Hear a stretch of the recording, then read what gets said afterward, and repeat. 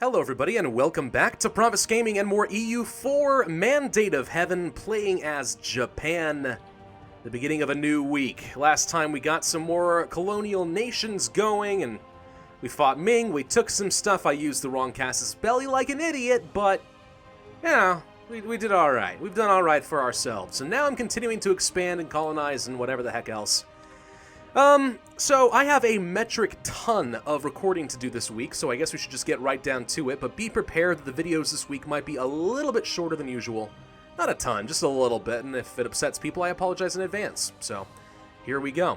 Alright, so starting off with the colonial nations, I did see some comments making recommendations as far as the names for some the colonial nations and stuff, and I guess we should go ahead and deal with those first, so let's go to subjects. Starting with Japanese Mexico, I suppose. There was one comment I saw that had a really cool idea, I thought. And it was based off of the Aztec, calling Mexico kind of the Golden Land and stuff.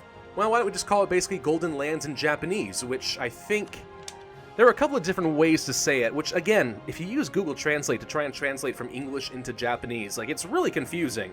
You change a tiny bit of the context and it completely changes what words you use. It's not that simple. So there are a couple I saw, a couple ways of pronouncing it. One was, Gorudenrando, I think? Gorudenrando or something, but it has like a little, not a tilde, but some sort of accent symbol here on the top. The alternative, though, was Kogane, I think? Kogane Toshi. Something like that, which I think roughly translates to Golden Lands in Japanese. So we're going to call it this one. And again, by having Toshi, it's kind of like, consistent with Tsumetai Tochi. So, Cold Lands, Golden Lands, why not, right? We'll just go with that for now. It's the best that I can do. At some point, I think you're just going to have to accept that I'm an adorable, ignorant American who doesn't know anything about Japanese, okay? I'm doing the best I can. I'm really trying. And the other one we can go for is New Japan. Now, of course, Nippon, or however you pronounce that in Japanese. I kind of almost want to say Nippon, which is like a more of a French pronunciation, but that's wrong. So anyway, that's the word for Japan, or, gosh, was it Nihon? Like this? But either way, I think this is basically what we're going to go for.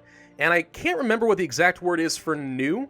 There were a couple of different, ways of saying it on Google Translate. There was, like, Arata, and there was, like, Shin, or something like that. So I think we're going to go for Shin. I think that's correct, based on what I was seeing, but really hard to tell. So anyway, Shin Nippon. Why not? There we go. Bam. I did it. All right. Also, going through last week's comment sections and stuff, there were a couple of comments which I guess I might as well address now. One had to do a little bit with colonization stuff, that if I'm colonizing Indonesia, I'm actually competing with my vassals. And they could be doing colonizing for me, so maybe it's better to colonize other places and let them just take this entire region before I annex them. And that's certainly true. The thing is also, how long do I want to hold on to these people, right? I mean, I could let them colonize all of Indonesia, but at some point, I want to move my trade port down here to Indonesia, because I don't know if you noticed, but there's a lot of money that's going to flow down into the Malacca trade node. Like a ton. Look how many. 1, 2, 3, 4... lines of trade are going to be going down here. That includes all the trade from Japan, from China, a lot from the New World, from Australia, all this stuff going into this trade node. At some point, I want to have a lot of control here. Do I let them get control first and then annex them, or do at some point I say, you know what, screw it, I've waited long enough, I want control?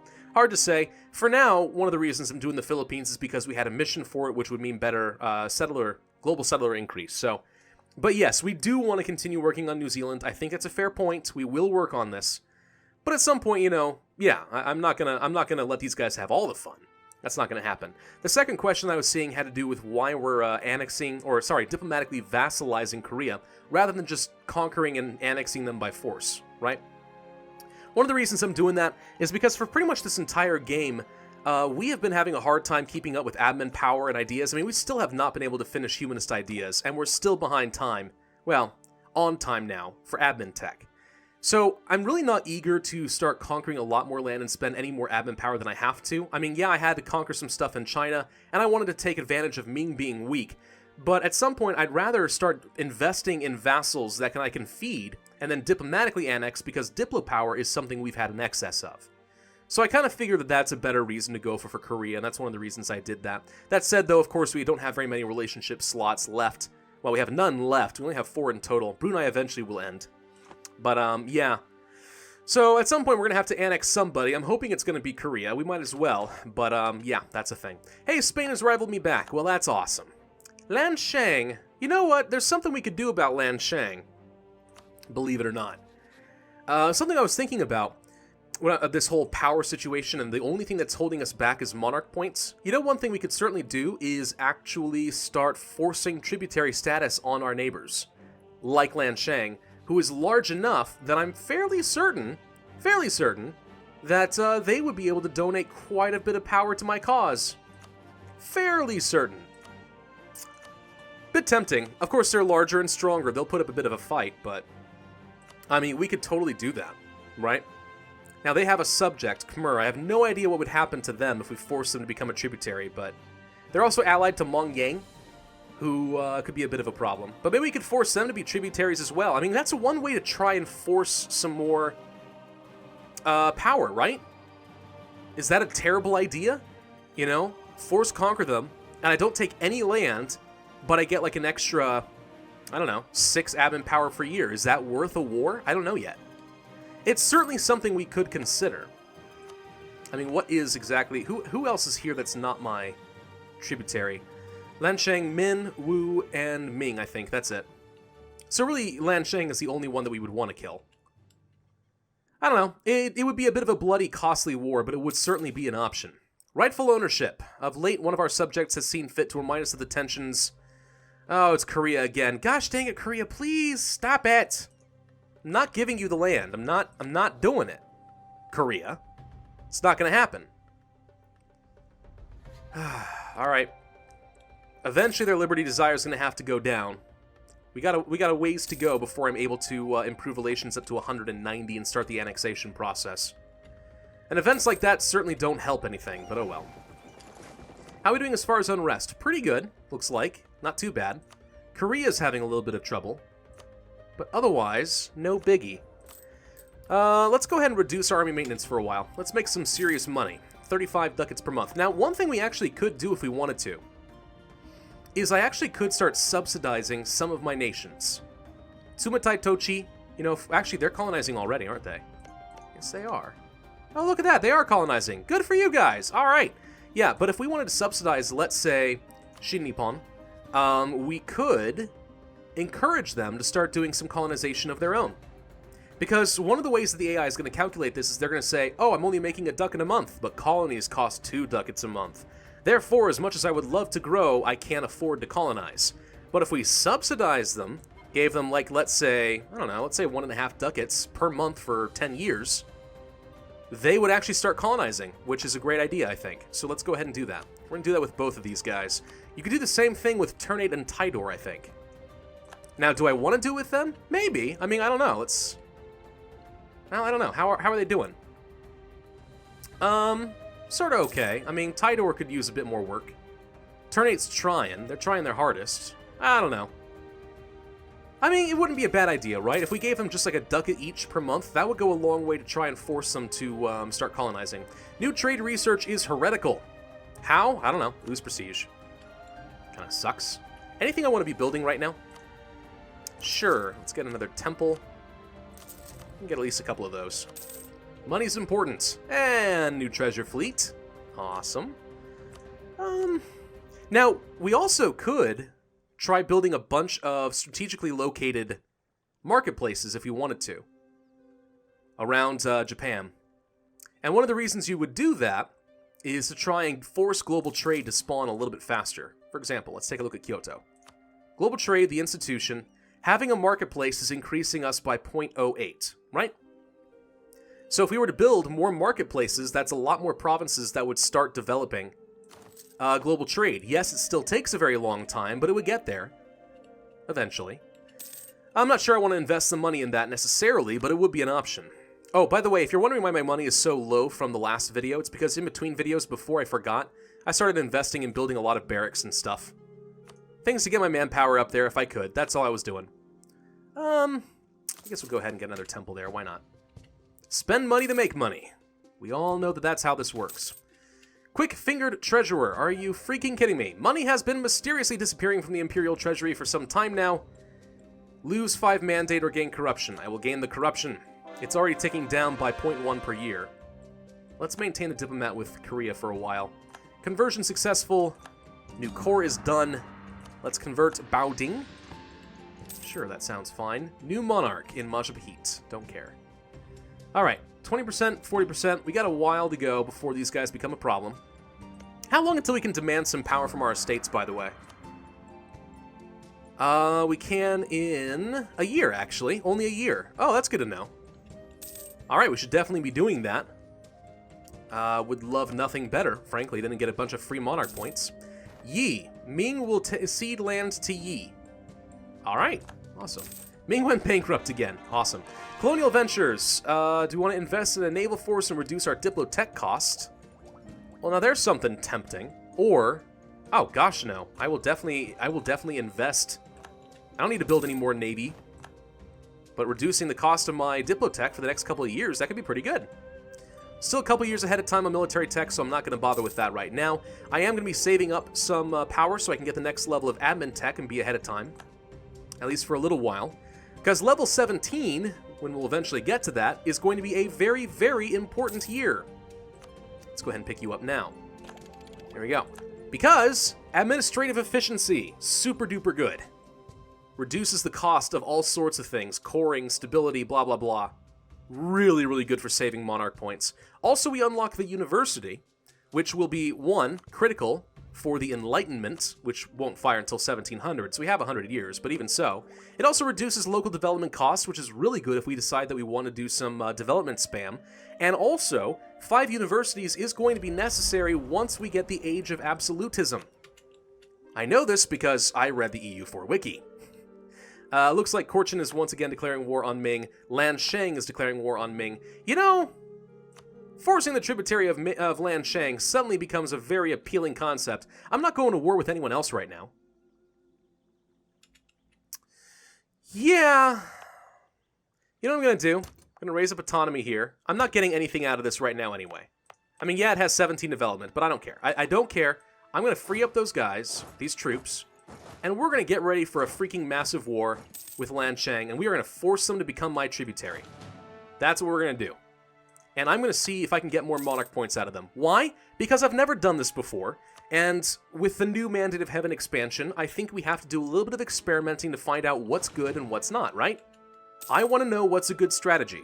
Once you become the Emperor of China, is it worth just murdering everybody around you who is not your tributary? Because monarch points. I mean, how many monarch points did we have to pay to Ming? Hundreds. Hundreds of monarch points to Ming. So I think it sounds like it might be worth it. Ooh, wow, 0.48 ducats. 32, 36, nothing, 32. Yeah, we get some more Chinaware. 0.48 ducats per month can add up pretty quick. Of course, for 500 ducats, it's going to take forever for that to go anywhere. Up! And I'm dead. Okay. Sinicization. The Togoku people have increasingly come to resent the new Chinese customs we have been introducing throughout the realm, from the court to the lowliest provincial official. Due to this growing distrust of the alien impositions on our old traditions and norms, some even openly question our right to rule. Gain mandate and meritocracy. Lots of unrest. Hitachi, Musashi, where is all this stuff? It's in Japan. Okay, our new shogun, a 344. We have a 051 as the heir. Oh, he's terrible.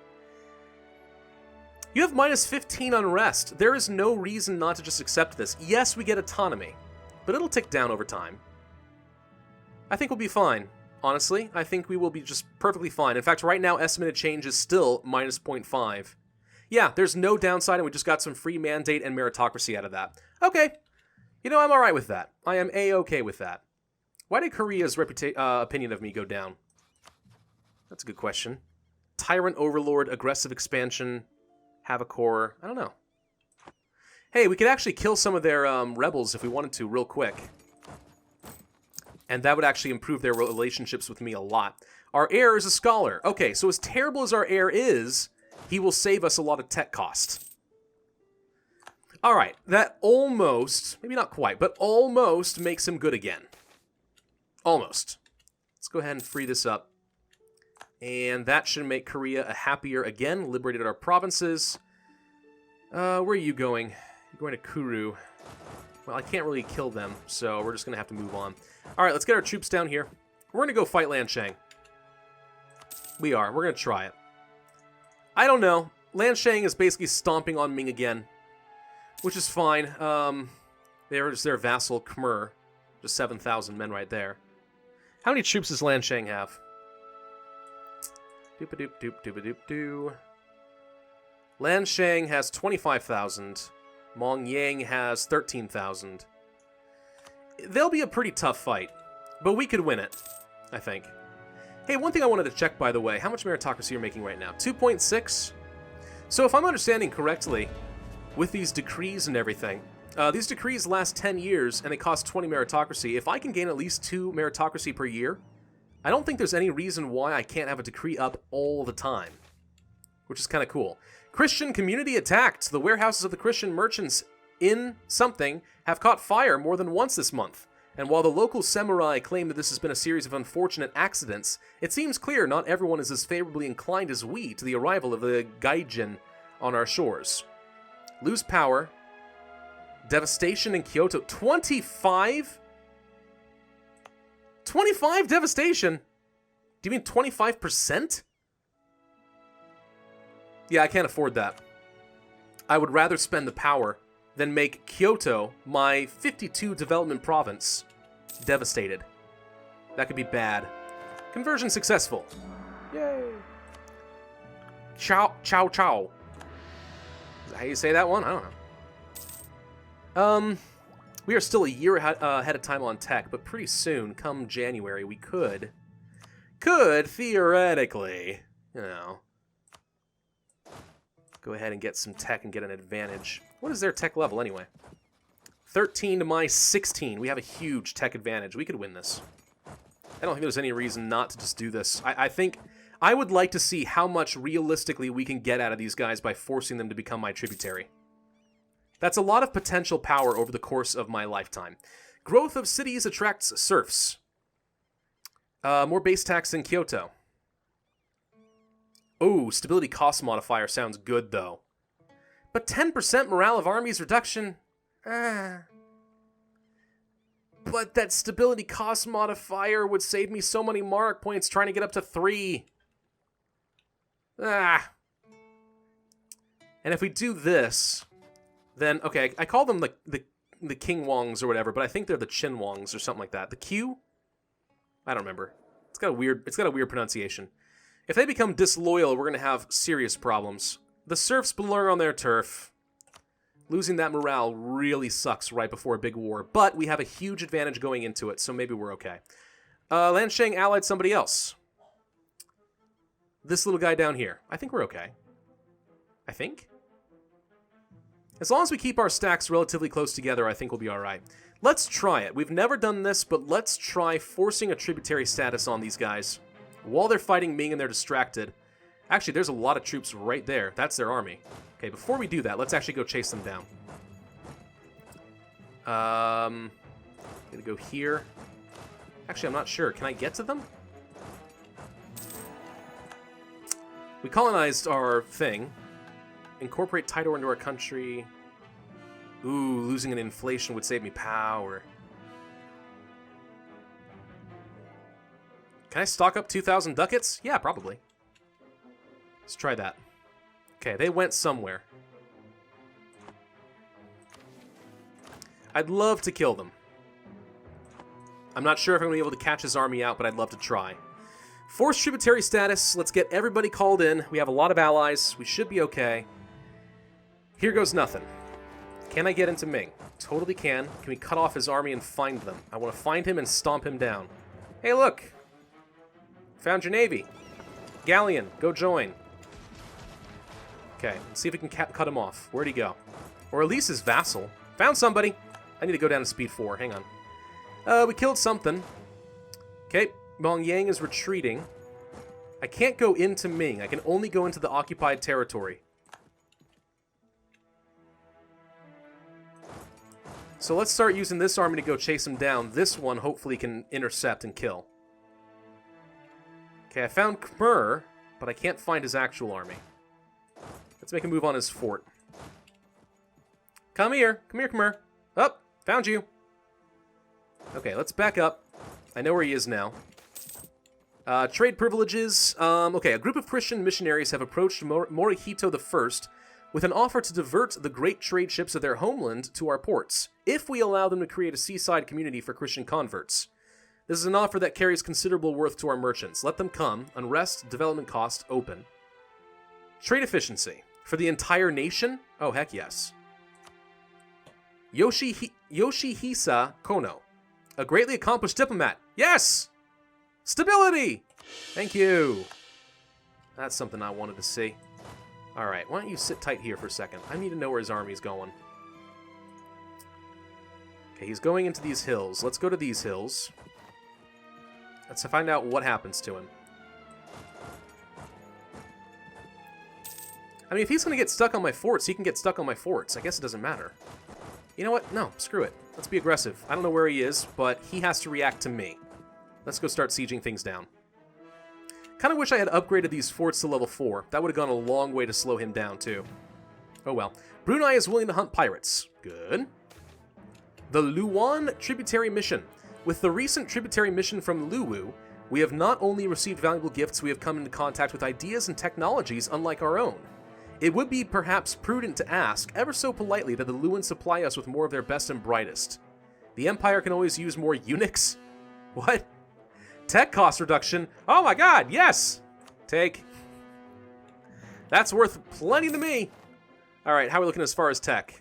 We are almost at January. We can almost afford to upgrade our cavalry. That'd be good. Really want that admin ideas. Or tech. Really want that admin efficiency. It's so good. By the way, in a couple of years, we should be getting to the age of absolutism.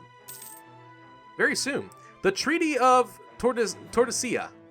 It is clear that the Pope is no longer infallible. He has proclaimed that colonial La Plata is to be the sole domain of France. Is that so? Oh, there they are. Interesting. They're not going anywhere. They're just sitting here on Ming's capital. Now they're coming south. Hey, you want to buy me time? Cool, I'll get my navy down here, and we have automatic siege value until the Age of Reformation ends. That'll be good. By the way, I think I said in the past that Splendor actually goes away. I made a mistake on that front. Splendor is still going to be a thing in the Age of Absolutism. I mean, I know that we can't keep our Splendor, right, between ages, but it's not going to go away in favor of Absolutism. Absolutism is going to become a new mechanic that gets added into the game. We'll find out more about that a little bit later, though. Alright, let's blockade. Take it, take it, take it, take it. I was kind of hoping you were going to take it, but you didn't. But you didn't. Oh well. We have some massive armies taking a lot of attrition right now. Spain, once again, is going to be the emperor of the Holy Roman Empire. There we go. One siege down. Go for the capital. Can't. Dang it. Okay, well, we can't do much, but let's go ahead and start sieging this area down. Now, where is he? I haven't seen him. Always a little bit nervous about spreading out like this. Whoop, I see him up here. Oh, okay. Lan Shang, if you want to just keep running around and dealing with Ming, my tributaries are providing intelligence to me. I didn't realize that was going to be a thing. That's awesome. All right, let's go ahead and start sieging some stuff down. I feel relatively confident now. If he's going to be way up there, then we can probably handle this. Buryatia's attacking Mongolia. We killed some ships. I don't think we lost any ships of our own, though. Let's go ahead and dock these guys up for a minute. Let them repair. We're in no rush. Need to take this fort down. 64% chance. Here comes Anakin. No, Arakan. Or whatever. Arakan. Gyeongju separatists have fired all over Korea. Sorry, Korea, you're going to have to deal with this one on your own. Not necessarily in the best position to help you. Okay, you guys go here. And if Anakin wants to get his troops in one nice jungly area for me to kill them, well then I'm not going to say no. And there goes another siege, which means dogpile! Doopy-doop, doop, doopy-doop, doo. Dead. Stack wipe. Holy crap. That was fun. Alright, let's go ahead and kill their capital, take these inland forts. yeah, let's just sit on this for a while. Looks like these are all still level 1 and level 2 forts, which means they're obsolete. And, oh yeah, it's past January. Let's go ahead and grab the military tech and the diplo tech. Trade efficiency. What? Being ahead of time. Oh, right, I forgot, of course. It's not just the yearly corruption. Being ahead of time also gets me just straight up more trade efficiency, which is amazing. So yeah, lots more money for me. We can upgrade our cavalry, which I guess we should go ahead and do. There we go. That's no biggie. And yeah, being ahead of time on tech is certainly quite nice. It's going to pay off all my corruption over time. And next level will get us leather cannons, which would be great. Here comes Khmer. They've lost a lot of men. I see part of Khmer over here as well. Where's Lan Shang? Where are you, buddy? Korea, can you handle this? I don't think you can. Tell you what, if you can sit tight for this war, I'll come save you and get the opinion modifier for it. And then we will annex you. I don't know. Conversion done. Good. More conversions to be done. Ningbo is next. Convert the Confucians. And more money has arrived. Still trying to save up for 2,000 if we can. They're unsieging a little bit of territory. Spain has developed hot chocolate. Okay. Still haven't seen Lan Shang's major army. Still not sure where they are or what they're doing. I mean, they're just going to go siege down some of my provinces, and as soon as we finish up a fort, I'll go clean them up. But for now, let's make some meaningful progress. Oh, never mind. There we go. Alright, let's go chase him down. Go ahead and get stuck on that fort. It's fine by me.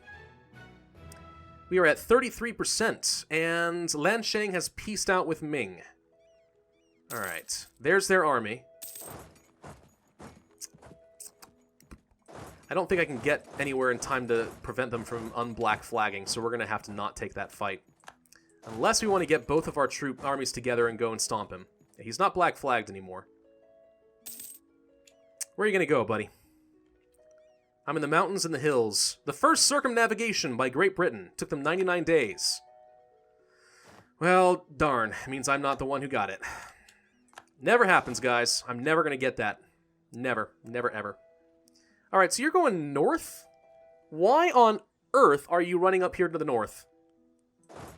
I don't know, but I'm just going to go siege down the rest of your forts. Maybe we should take some troops and go siege down the capital of, like, Monyang or something. I can get there. And it's in the jungle. Maybe we can. Let's try. Let's try to siege down Monyang or something. Get his capital down. Knock him out of the war.